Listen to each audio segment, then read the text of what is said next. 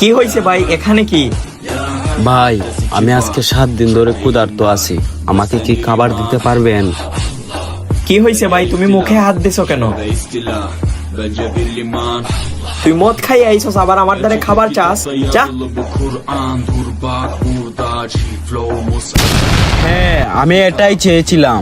এখন থেকে আমি এই রকম ভাবে মুমিন মুসলমান লোকদের ঈমান নষ্ট করব।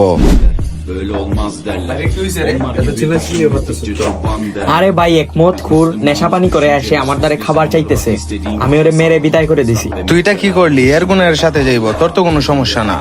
যা, এর এখনই গিয়ে খাবার দিয়ে আয়। ভাই ভাই ভাই দাঁড়াও ভাই, আমি আপনার সাথে খারাপ ব্যবহার করছি, আপনি হয়তো অনেক ক্ষুধার্ত ছিলেন। এই নেন খাবার আর আমাকে মাফ করে দিয়েন। হে আল্লাহ, আমি মুতকুর লোক জানার পরও আপনি আমাকে রিজিক দিছেন। এখন থেকে তওবা করতেছি, আমি আপনার পথ দেখানো অনুসরণ করে চলবো।